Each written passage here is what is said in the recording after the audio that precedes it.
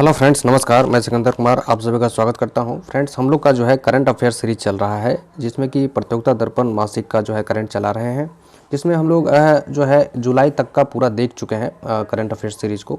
और यह अगस्त का भी जो है राष्ट्रीय और अंतर्राष्ट्रीय घटनाक्रम को अलग अलग वीडियो में हम लोग देख चुके हैं।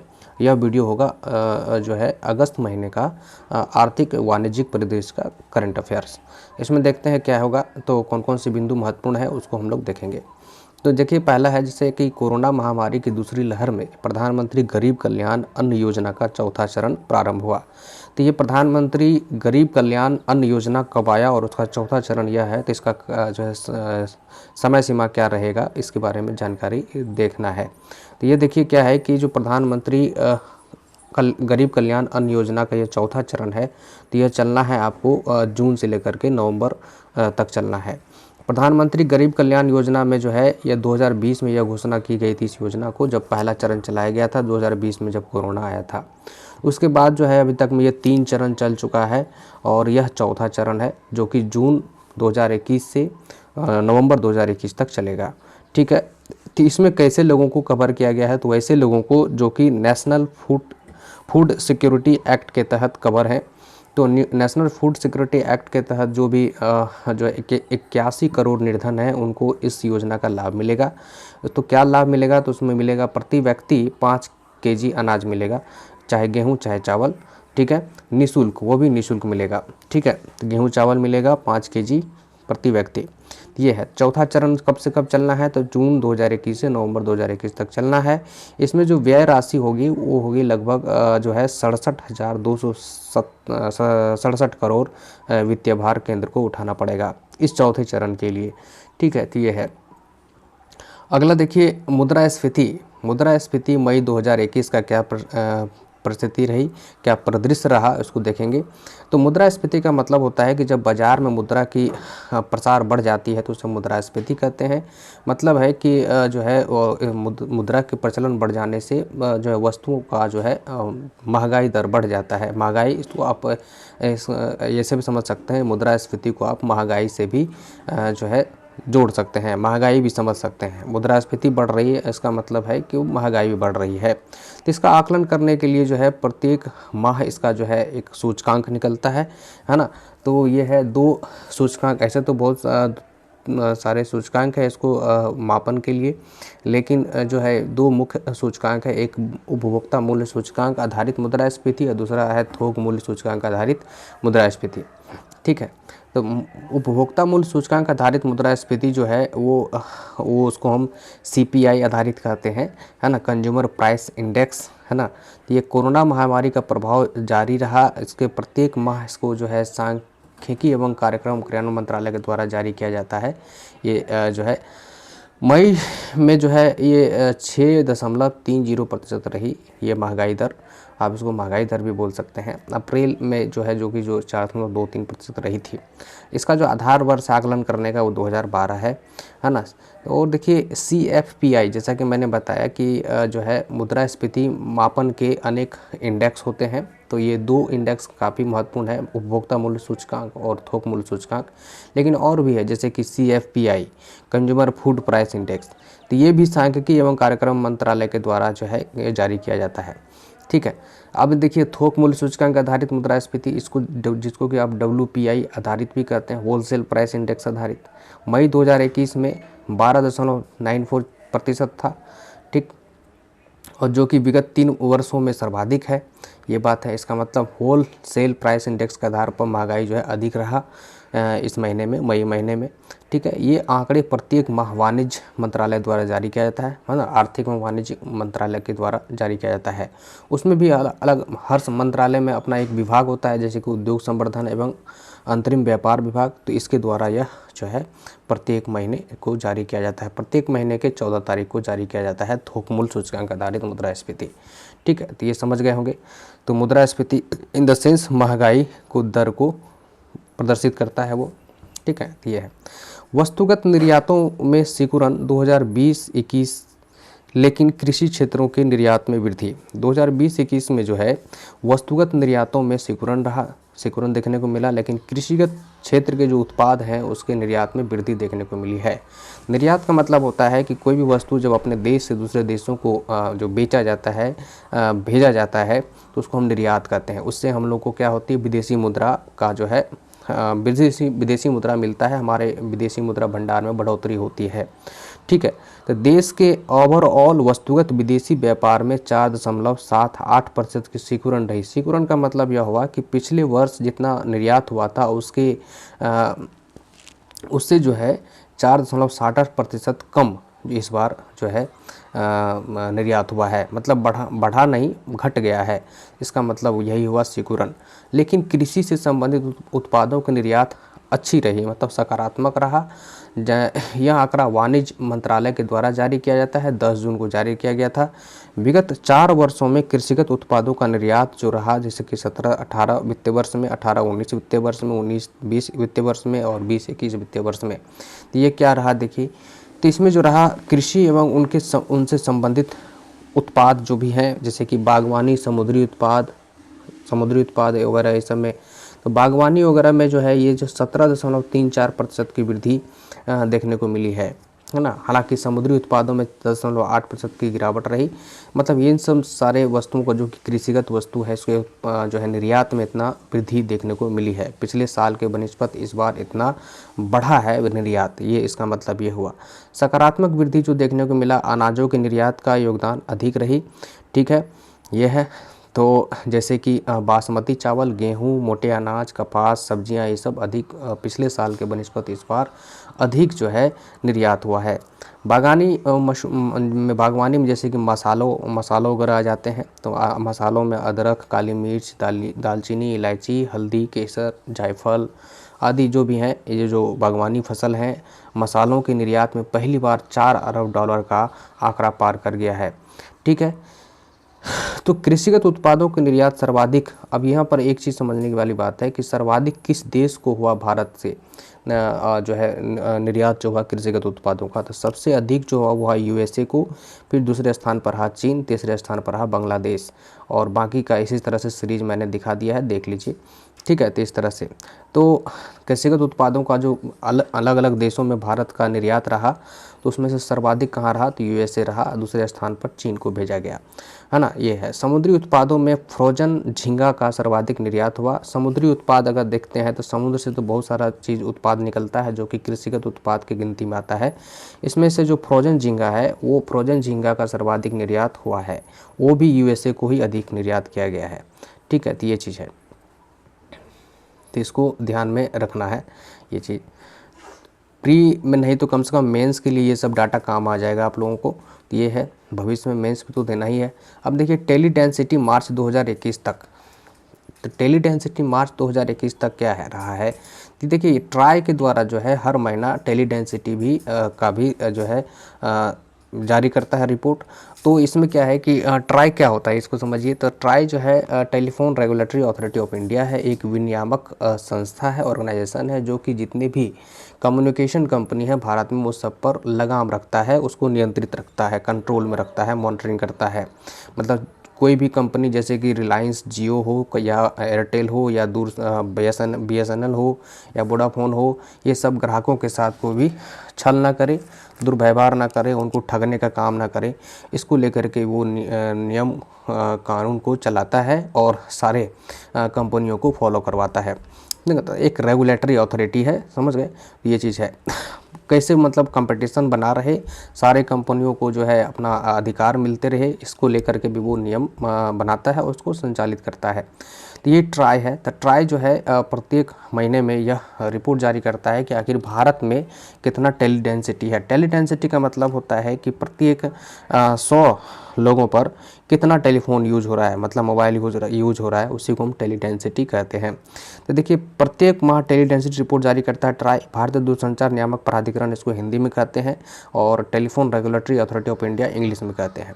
देश में कुल टेलीफोन कनेक्शन जो है 120.12 करोड़ है। इसमें से टेलीफोन कनेक्शन में आपका लैंडलाइन भी आ गया, मोबाइल कनेक्शन भी आ गया, जो जितने भी रूप होते हैं कनेक्शन के टेलीफोन के वो सारे आ गए। तो मार्च 2021 के अंत तक टेली डेंसिटी जो है 88.17 थी। 88.17 थी का मतलब ये हुआ कि प्रत्येक 100 व्यक्ति पर 88 व्यक्तियों के पास मोबाइल है। ठीक है, तो ये है। दिल्ली का सर्वाधिक रहा, दिल्ली का सर्वाधिक रहा मतलब 281.25%, मतलब प्रत्येक व्यक्ति के पास, मतलब प्रत्येक 100 व्यक्ति के पास 281 मोबाइल फ़ोन है या टेलीफोन है, ये आप कह सकते हैं। एक व्यक्ति के पास 2-3 भी हो सकता है, ये है। सबसे कम जो रहा जो है ये डेंसिटी वो बिहार का रहा 53.61%। ठीक है, तो ये है। तो सबसे अधिक दिल्ली का रहा और सबसे कम बिहार का रहा। मोबाइल फ़ोन सेवा में विभिन्न कंपनियों की भागीदारी कितनी रही, इसकी भी रिपोर्ट जारी हुई है। तो इसमें जो है रिलायंस जियो की जो है भागीदारी सर्वाधिक रही है। पूरे भारत में जितना भी कम्युनिकेशन का कंपनी है उसमें सारी कंपनियों में से रिलायंस जियो का सर्वाधिक भागीदारी है 35.81%। यहाँ देखिए, ठीक है। यहाँ भारतीय एयरटेल का रहा 29.84%, वोडाफोन आइडिया का रहा 24.02%। वोडाफोन और आइडिया एक कंपनी बन चुका है दोनों मिल करके। BSNL का रहा 10.05%। इस प्रकार से और अन्य कंपनियां हैं जिनकी और भी इससे भी कम है। BSNL का भी स्थिति उतनी अच्छी नहीं है। ठीक है, तो ये है। आगे देखिए, 2021-22 की खरीफ फसलों के लिए न्यूनतम समर्थन मूल्य MSP सरकार के द्वारा घोषित की गई है।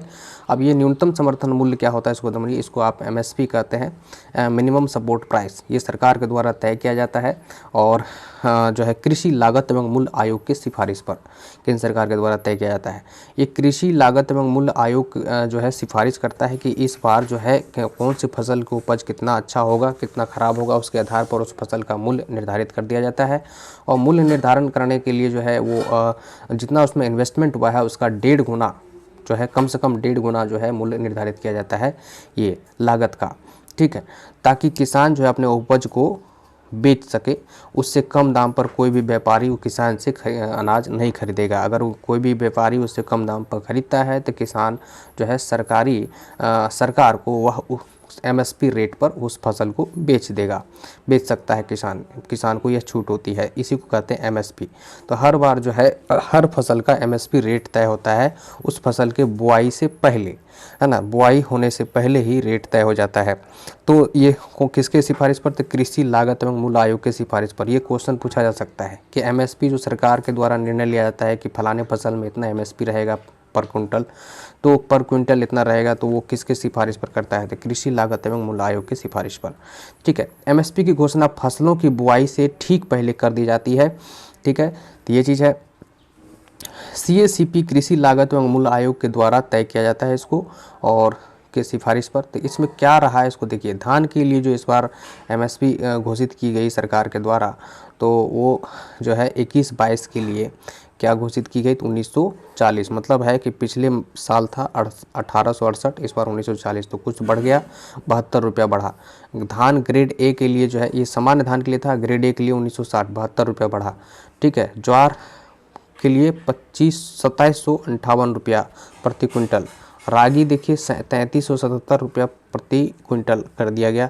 ठीक है, मतलब पिछले बार के बनिस्पत इस बार बढ़ा हुआ ही है MSP। उड़द देखिए 6300 रुपया, मूंगफली देखिए 5550 रुपया प्रति क्विंटल है। सोयाबीन है देखिए 3950 रुपया। इस तरह से कपास देखिए मध्यम रेशा जो है 5726 रुपया ये है। तो इस तरह से MSP जो है बढ़ा है, जो कि किसानों के हित के लिए सही है, ये है। अगला देखिए FDI प्रवाह अंकटाड का रिपोर्ट। अंकटाड मतलब है United Nations conference on trade and development. ये अंकटाड जो है एक देश से दूसरे देश के बीच में जो व्यापार होता है उस व्यापार से संबंधित आंकड़ों को जारी करता है और जो भी पैसे का प्रवाह होता है एक देश से दूसरे देश में उसका भी जो है आंकड़ा जारी करता है। अब ये FDI कितना आया, FDI का मतलब हो गया कि फॉरेन डायरेक्ट इन्वेस्टमेंट। किसी देश में जब दूसरे देश से कोई इन्वेस्टमेंट पैसा आता है इन्वेस्टमेंट को लेकर के, तो उसको हम FDI कहते हैं। तो भारत में FDI कितना आया, अंकटाड की रिपोर्ट के अनुसार यह चीज़ इसमें कहा गया है। भारत से भी कहीं किसी देश में FDI जाता है तो भारत में भी FDI आता है। इसी प्रकार से सभी देशों में FDI आता है और FDI जाता है, प्रवाह होता है। ठीक है, तो महामारी के चलते 2020 में FDI अंतर प्रवाह क्या रहा विश्व में। तो ये रहा 35% की कमी रही। एक देश से दूसरे देश में एफडीआई जो जाने का जो प्रचलन है पिछले साल के बनस्पत इस बार 35% की कमी नज़र आई, लेकिन भारत में 25% की वृद्धि हुई है। मतलब क्या है कि भारत में अन्य देशों से जो इन्वेस्टमेंट है वो डायरेक्ट एफडीआई है ना जो है ये अधिक आया है, पिछले बार के बनस्पत 25% अधिक आया है। ये अंकटाड का रिपोर्ट है। जून 2021 में यह रिपोर्ट जारी हुआ था। वर्ल्ड इन्वेस्टमेंट रिपोर्ट 2021 के नाम से यह रिपोर्ट जारी करता है। वो हेडिंग रहता है, इस हेडिंग के से जो है आपका अंकटाड के द्वारा वर्ल्ड इन्वेस्टमेंट रिपोर्ट 2021 के हेडिंग से यह रिपोर्ट जारी किया, जिसमें कहा गया कि भारत में 64 अरब डॉलर का एफडीआई आया है ना। ये है 2019 में कितना आया था, तो 51 अरब डॉलर का था, जो कि 2020-21 में कितना आया, 64 अरब डॉलर का आया। इस मामले में भारत का 5वां स्थान रहा है ना एफडीआई आने के मामले में। ये तो हो गया 25% की वृद्धि आई जो है पिछली बार के बनस्पत, लेकिन ये ओवरऑल एफडीआई आने में भारत का पोजीशन क्या रहा, तो वो रहा 5वां। ठीक है, तो 5वां रैंक रहा। तो पहला कौन सा देश है जहाँ पर एफडीआई अधिक आया है, मतलब दूसरे देशों से इन्वेस्टमेंट अधिक आया है, तो वो है आपका पहला नंबर पर अमेरिका। देख लीजिए यहाँ पर।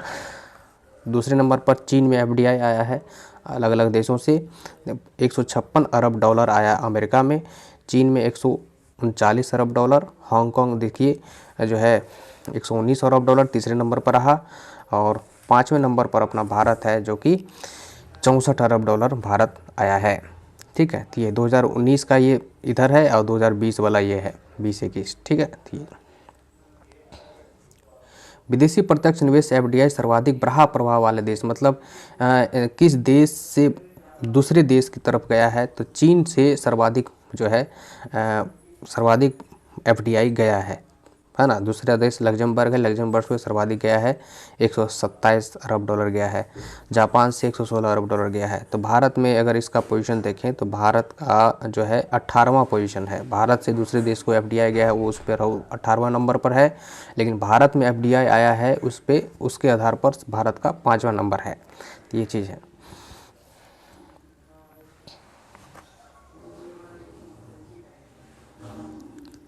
अब देखिए अगला है कि अल सल्वाडोर में बिटकॉइन को अधिग्रह मुद्रा के रूप में मान्यता मिल गई है। जून 2021 में यह जो है मान्यता दिया गया। अल सल्वाडोर देश का नाम है। अल सल्वाडोर पहला देश हो गया जो बिटकॉइन को मान्यता दे दिया है। बिटकॉइन क्या है, एक जो है आपका एक क्रिप्टो करेंसी है, पारदर्शी क्रिप्टो करेंसी है। ठीक है, आभासी मुद्रा इसको कहते हैं। तो ये जो है आपका बस ऑनलाइन यह मुद्रा चलता है। ठीक है, प्रचलन में नहीं रहता है। ऑफ आप जो है फिजिकली इस मुद्रा को आप नहीं देख सकते हैं, बहुत महंगा होता है ये डॉलर की तुलना में। ठीक है, अब अल सल्वाडोर में आधिकारिक मुद्रा के रूप में डॉलर के साथ साथ बिटकॉइन को भी मान्यता मिल गई है। लेन देन में कोई भी चीज़ लेन देन में अब बिटकॉइन का भी सहारा लिया जा सकेगा। ठीक है, लेकिन अन्य देश में अभी भी इसको मान्यता नहीं मिला है, जैसे कि भारत वगैरह अन्य देश में, लेकिन अल सल्वाडोर पहला देश है जिसको मान्यता दे दिया है। राष्ट्रपति नायब बुकेले जो कि वहाँ के राष्ट्रपति हैं ने कहा कि विदेशों से पैसे भेजने वाले नागरिकों के लिए यह सुविधा होगी कि वो बिटकॉइन में भी अब पैसा भेज सकेंगे। अंतर्राष्ट्रीय बाजार में एक बिटकॉइन का मूल्य जो है वो 36,950 डॉलर होता है। देखिए कितना मूल्य होता है। ठीक है, तो ये है। तो अभी कोई बिटकॉइन में इन्वेस्टमेंट करते हैं तो वो ज़्यादा बेनिफिट में रहेंगे, भविष्य का इसका बहुत अच्छा है। अगर भारत सरकार भी अगर कल के डेट में आज न कल करना ही है इसको आधिकारिक मुद्रा के तौर पर तो मोहर देना ही पड़ेगा। ठीक है, जब पूरा विश्व का कुछ देश इसको प्रचलन में ला देगा तो भारत में मजबूरन उसको करना पड़ेगा, तो है ना। तो ये है 2020-21 में देश में चीनी उत्पादन में वृद्धि हुई है। तो 2020-21 में देश में चीनी उत्पादन में वृद्धि हुई। चीनी वर्ष जो है ये अक्टूबर से सितंबर के बीच में चीनी वर्ष होता है। ठीक है, और इसी अक्टूबर से लेकर के और जून तक, 1 अक्टूबर से लेकर के 15 जून तक जो है देश में 306.65 लाख टन चीनी उत्पादन हो चुका था। यह रिपोर्ट था इस्मा का।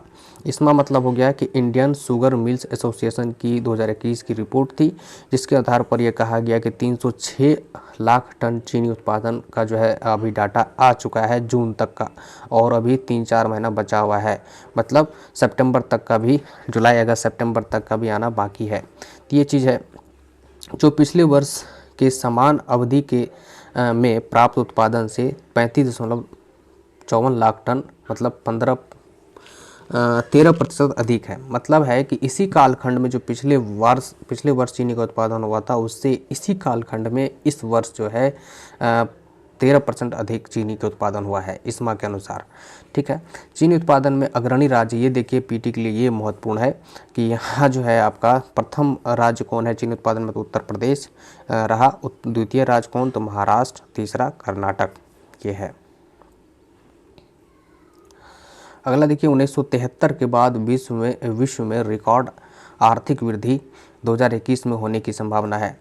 ये WB मतलब वर्ल्ड बैंक का अनुमान है। वर्ल्ड बैंक का अनुमान है कि 1973 के बाद यह पहली बार होगा 2021 में, जबकि जो है विश्व रिकॉर्ड स्तर पर आर्थिक वृद्धि दर होगा पूरे विश्व का। तो क्या है, विश्व बैंक जून 2021 में अपना रिपोर्ट जारी किया। इस रिपोर्ट का नाम था ग्लोबल इकोनॉमिक प्रोस्पेक्ट्स रिपोर्ट, है ना, ग्लोबल इकोनॉमिक प्रोस्पेक्ट्स रिपोर्ट। इस रिपोर्ट्स के माध्यम से उन्होंने यही कहा कि वैश्विक वृद्धि दर जो है 5.6% रहेगी, है ना। ये अनुमान जो है इनका ताज़ा रिपोर्ट के अनुसार बताया गया है, जो कि पहले कुछ और बताया गया था। जनवरी में यही चीज़ उन्होंने 4% बताया था, 21 में वैश्विक विकास वृद्धि दर रहने की संभावना बताई थी, लेकिन अभी जो है जून में क्या बताया उन्होंने, तो 5.6%, जो कि 1973 के बाद जो है अधिक सर्वाधिक है। ठीक है, 73 में पहली बार कितना था, तो उस समय जो है आपका 6.6% वैश्विक विकास दर रही थी। इस बार वैश्विक विकास दर कितना बताया जा रहा है, 5.6% वर्ल्ड बैंक के द्वारा। तो देखिए, तो संपूर्ण विश्व का जो विकास दर बताया गया वर्ल्ड बैंक के द्वारा कितना, तो 5.6% 2021 में। यहाँ देखिए ये है, यही देखना हम लोग 21 को। अब 22 के लिए अनुमान किया है 4.3% वैश्विक है। विकसित राष्ट्र के लिए बताया है 5.4%। इसी 5.6 का अलग अलग कैटेगरी का देश है ना, विकसित है, विकासशील है, इस तरह से। तो विकसित देश में होगा 5.4% का विकास दर रहेगा। ठीक है, और इकोनॉमीज देश के लिए 6%। ठीक है, ये है। जैसे कि विकासशील देशों के लिए 6.3%। भारत का देखिए इसी में होगा, भारत का स्टार लगा होगा यहाँ पर। तो भारत का अनुमान क्या है बताया गया है, तो 8.3%। ठीक है, तो ये आपको भारत का और वैश्विक का, बस यही दो चीज़ याद रखना है, दिमाग में रखना है कि वर्ल्ड बैंक के अनुसार, है ना, नई आंकड़ों के अनुसार इतना रहने की संभावना है वैश्विक विकास दर, और भारत का विकास दर रहने की कितना है, तो 8.3% वर्ल्ड बैंक के अनुसार। अलग अलग एजेंसी जो है, रेटिंग एजेंसी अलग अलग जो है डाटा देता है, अलग अलग अनुमान लगाता है। तो वर्ल्ड बैंक का अनुमान यह रहा है। ठीक है, तो ये आपको ध्यान में रखना है। आगे देखिए, भारत में आरक्षित विदेशी मुद्रा कोष पहली बार 600 अरब डॉलर से अधिक हुए। देखिए, ये जो आरक्षित विदेशी मुद्रा कोष क्या होता है, विदेशी मुद्रा भंडार ही इसको कहते हैं। और इसका जो है RBI, इसके लिए RBI का रिपोर्ट आता है। RBI के संरक्षण में ही ये रहता है आरक्षित विदेशी मुद्रा भंडार। तो ये जो है जून 2021 में पहली बार विदेशी मुद्रा भंडार 600 अरब डॉलर के पार हो गया। इसका मतलब है कि 600 अरब डॉलर के पार इससे पहले नहीं हुआ था, इस बार हो गया। तो ये है, तो कुल 605.008 अरब डॉलर का विदेशी मुद्रा भंडार हो गया है हमारे पास। जो है विदेशी मुद्रा भंडार के मामले में भारत विश्व में चौथे बड़े देश बन गया है। जिस सबसे बड़ा कौन है, तो चीन के पास अब विदेशी मुद्रा भंडार सबसे ज़्यादा है। उसके बाद जापान और उसके बाद स्विट्ज़रलैंड, 3 ऐसे देश है जिसके पास विदेशी मुद्रा भंडार। विदेशी मुद्रा भंडार का मतलब ये होता है कि अन्य देशों का जो मुद्रा होता है ना, जैसे कि अमेरिका का डॉलर हो गया, ब्रिटेन का पाउंड हो गया, इस तरह से, है ना, येन वगैरह हो गया, ये सब, वो इन सब सारे मुद्राओं का जो भंडार है इस देश में अधिक है ना। और जिसके पास विदेशी मुद्रा भंडार अधिक होता है, उसका जो है अन्य देशों से व्यापारिक रिश्ता उतना ही अच्छा होता है, वो हर चीज़ को खरीद सकता है जब मन तब। ठीक है, ये चीज़ है। तो ये रहा आपका डाटा जो है विदेशी मुद्रा भंडार का। विदेशी मुद्रा भंडार में कौन कौन सी चीज़ की गिनती की जाती है, तो भारत के विदेशी मुद्रा कोष भंडार, इसी को कहते हैं विदेशी मुद्रा कोष। 4 जून 2021 की स्थिति के अनुसार विदेशी मुद्रा परिसंपत्तियाँ 560.89 अरब डॉलर का है। ये है। और उसके बाद देखिए स्वर्ण में जो है स्वर्ण जमा है उसका भी आकलन किया जाता है, इसी में जो है इसको गिनती किया जाता है। तो 37.604 अरब डॉलर का स्वर्ण। विशेष आहरण अधिकार SDR 1.5 जो कि IMF में जमा रहता है भारत की तरफ से, हर देश का जमा रहता है मेंबर होने के नाते। तो ये है 1.513 अरब डॉलर का। अंतर्राष्ट्रीय मुद्रा कोष के पास सुरक्षित राशि ये भी जमा रहता है 5 अरब डॉलर का। तो कुल मिलाकर के 605.008 अरब डॉलर का हुआ विदेशी मुद्रा भंडार।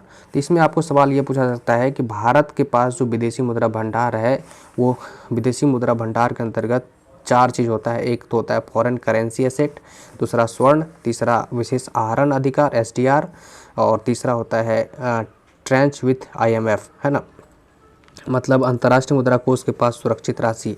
तो इन चारों में से सर्वाधिक कौन सा होता है? फॉरेन करेंसी एसेट्स ज़्यादा होता है 560। उसके बाद जो है गोल्ड के रूप में, और उसके बाद जो है ये अंतर्राष्ट्रीय मुद्रा कोष के पास सुरक्षित जो है राशि, और उसके बाद SDR सबसे कम क्या है? तो SDR है। तो ये सवाल आपको PT में पूछ सकता है। ठीक,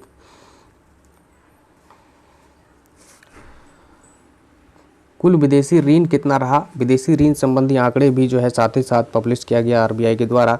इसमें यह बताया गया कि कुल विदेशी ऋण जो रहा 570 अरब डॉलर का रहा, और उसमें भी दीर्घकालिक ऋण जो है 468 अरब डॉलर का रहा। कुल विदेशी ऋण में दीर्घकालिक ऋण का कितना भाग है? तो 82.3% रहा। ये चीज़ है, समझ गए। मुद्राओं की दृष्टि से विदेशी ऋण की संरचना क्या रही? तो ये 17 एक मिनट, हाँ, ये है। तो कुल विदेशी ऋण में रियायती ऋण का भाग, अलग अलग पार्ट है इसमें, वो नहीं देखना है आपको, इसमें बस ये देखना है परीक्षा के दृष्टिकोण से कुल विदेशी ऋण कितना रहा भारत में। तो 570 अरब डॉलर का। दीर्घकालिक ऋण, उसमें भी दीर्घकालिक ऋण कितना रहा? तो 468 अरब डॉलर का। तो बाकी क्या है? लघुकालिक ऋण, मतलब कम समय वाला ऋण, है ना। तो ये चीज़ है, बस इसमें इतना ही देखना है, इससे ज़्यादा नहीं देखना है। अब देखिए विदेशी मुद्रा है तो भारत के पास अलग अलग देशों का मुद्रा का भंडार है, उसी को हम विदेशी मुद्रा कहेंगे। तो करेंसी रहे, अलग अलग देशों का करेंसी भारत के पास जितना रहेगा उसको हम विदेशी मुद्रा भंडार कहेंगे। तो इसमें सबसे ज़्यादा कौन सा है? तो डॉलर है। डॉलर सबसे ज़्यादा है भारत के पास, 52.1%। कुल विदेशी करेंसी में जो है भारत के पास जो भी है उसमें वो डॉलर का अधिक है भाग। रुपया जो है इतना है, और SDR इतना है, येन देखिए इतना है, यूरो देखिए इतना है, सबसे अधिक डॉलर।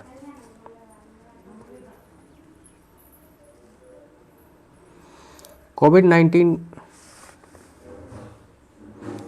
महामारी की दूसरी लहर में अर्थव्यवस्था को मजबूत बनाने के लिए 6,28,993 करोड़ का राहत पैकेज की वित्त मंत्री के द्वारा घोषणा की गई। वित्त मंत्री निर्मला सीतारमण की घोषणा 28 जून 2021 को किया गया।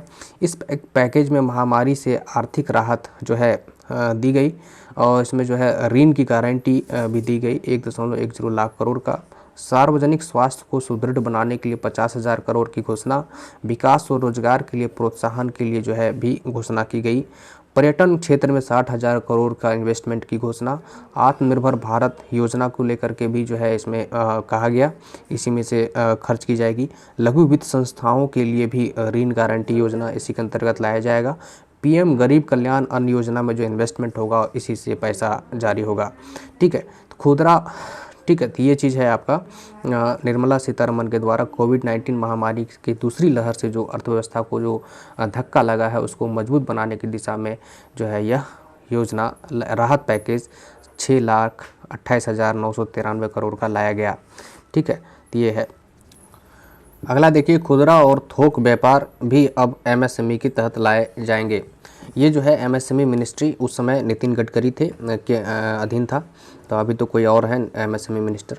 तो MSME मंत्री नितिन गडकरी। MSME क्या होता है कि माइक्रो स्मॉल मीडियम एंटरप्राइजेस, मतलब है कि सूक्ष्म लघु एवं मध्यम उद्यम मंत्रालय जो होता है, छोटे स्तर के जो उद्योग होते हैं उसको प्रवर्धित करने के लिए जो मंत्रालय होता है, उसका देखरेख करने के लिए, उसकी प्रशासनिक व्यवस्था को देखने के लिए जो होता है वो चीज़, उसकी व्यवस्था को देखने के लिए जो मंत्रालय होता है उसको कहते हैं एमएसएमई मिनिस्ट्री। एमएसएमई मिनिस्ट्री के द्वारा जो है ये घोषणा किया गया कि अब जो है खुदरा और थोक व्यापार भी अब एमएसएमई के तहत लाए जाएंगे, वो एमएसएमई के तहत आ जाएगा। मतलब खुदरा और थोक व्यापार क्या होता है, जैसे कि खुदरा रिटेलर दुकान देखे होंगे, और थोक व्यापार मतलब होलसेल वाला जो होता है, उसको भी अब एमएसएमई का दर्जा दे दिया गया है।